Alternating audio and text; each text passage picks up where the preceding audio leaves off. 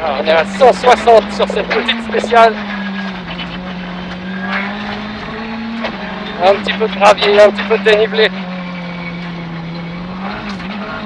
Ah, c'est génial.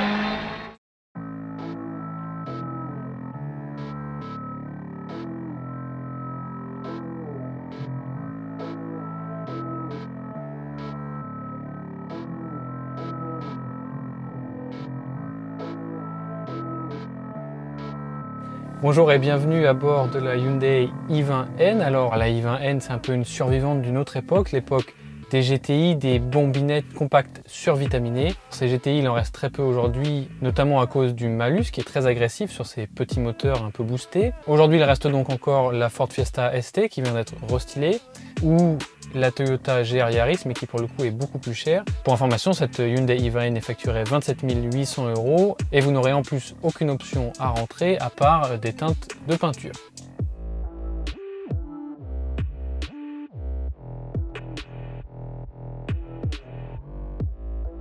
À l'intérieur, sans surprise, on retrouve tout ou presque de la berline classique, avec notamment une présentation faite quasiment intégralement de plastique dur.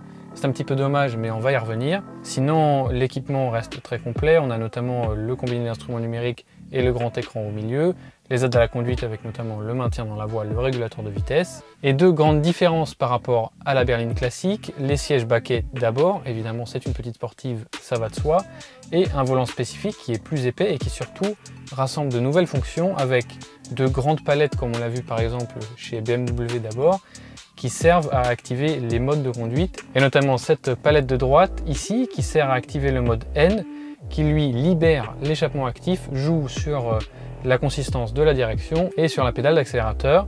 Ensuite, on a un petit bouton rouge qui n'est pas le bouton de démarrage de la voiture, mais qui sert à activer ou à désactiver le talon-pointe automatique. Sous le capot, on retrouve un 4 cylindres 1,6 litre turbo de 204 chevaux et 275 Nm de couple quand même. Quand on sait que la voiture pèse environ 1200 kg, eh bien, croyez-moi, il y a du sport. La voiture passe sous les 7 secondes sur les 0 à 100 km/h, c'est quand même assez impressionnant sur ce format et à ce niveau de prix. Alors ce 4 cylindres 1,6 il est important puisqu'il permet à Hyundai d'échapper à un trop gros malus qui est limité ici à 1300 € et à maintenir des consommations a priori raisonnables. Alors Hyundai annonce environ 7 litres au 100 selon le cycle WLTP, donc imaginez bien qu'en conduite un petit peu plus dynamique, on devrait être bien au-dessus, mais ça reste dans l'ordre du raisonnable. On passe rapidement sur les sièges arrière qui sont strictement les mêmes que dans la version normale et le coffre, lui aussi qui n'a pas été modifié, qui reste à 350 litres de volume et qui est aussi modulable. Mais le plus intéressant sur cette Hyundai i20N, c'est bien évidemment d'en prendre le volant et c'est ce qu'on va faire tout de suite.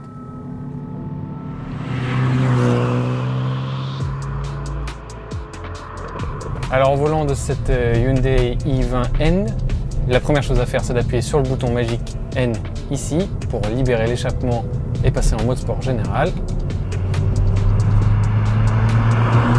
Et tout de suite, on sent vraiment l'esprit GTI qui est bien là, qu'on pensait un petit peu perdu puisque beaucoup de marques ont abandonné le segment, notamment la 208 GTI n'existe plus, la Clio RS non plus, et on pensait qu'avec les normes environnementales de plus en plus strictes, on n'en verrait plus de nouveaux modèles GTI. Et bien, heureusement, Hyundai est là pour nous prouver le contraire.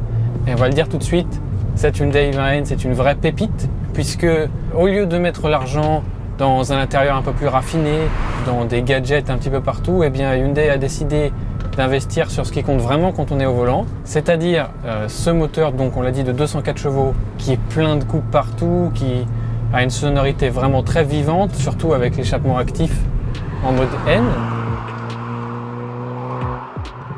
Ça crépite un petit peu mais sans non plus tomber dans une caricature comme des Volkswagen peuvent le faire par exemple. Il y a juste beaucoup de caractère dans ce moteur, d'autant que la boîte manuelle à 6 rapports lui va très bien, elle est assez sympa à manier et le talon-pointe automatique, qui est tout à fait déconnectable d'ailleurs si vous préférez, eh bien rajoute cette petite touche de fun sans devoir se prendre la tête et c'est très agréable.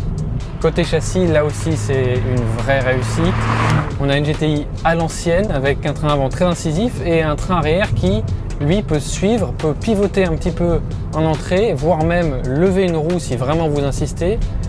Et du coup c'est extrêmement joueur, c'est extrêmement fun sur route, sans non plus qu'on perde de la rigueur et qu'on se fasse peur. Il y a vraiment un compromis entre l'agilité et le fun et l'efficacité qui est excellente sur cette voiture. Alors évidemment tout ça, ça se paye notamment au niveau des suspensions qui, vous le voyez sûrement à l'écran, alors même que cette route est plutôt en bon état, eh bien, elles sont assez fermes, hein, ça secoue un petit peu dans tous les sens. Alors ça reste utilisable au quotidien, mais pas question ici de confort ou de grande voyageuse, bien évidemment.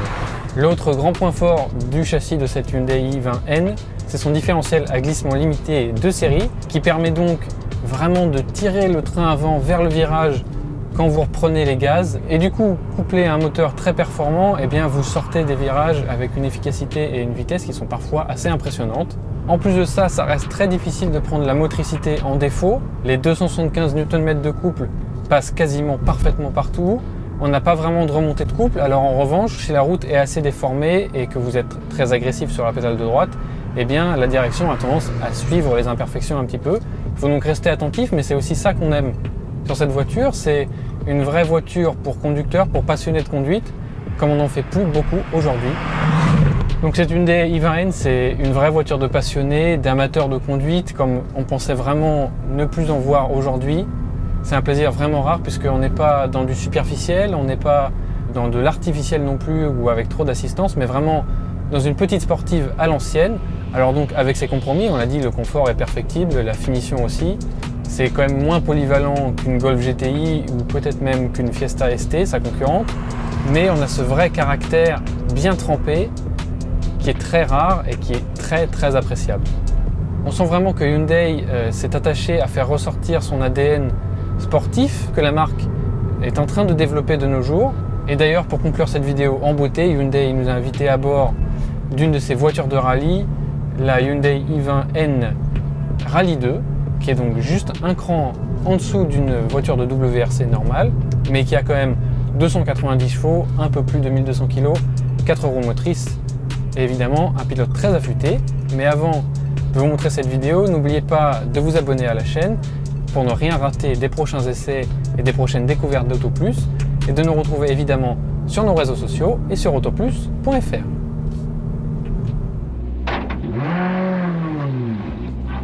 Bon.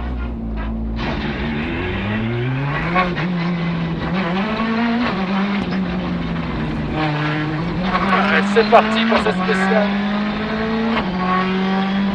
Ça glisse. On sent les 4 motrices qui travaillent.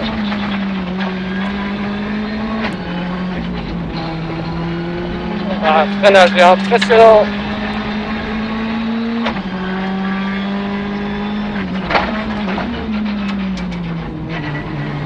On est à 160 sur cette petite spéciale. Un petit peu de gravier, un petit peu de dénivelé. Ah, c'est génial. Difficile de croire qu'il y a moins de 300 chevaux. Ah non, la descente là, c'est incroyable. Ah, il y a toute la largeur de la route. On est assis vraiment très bas dans la voiture. On la sent bien tourner autour, c'est incroyable.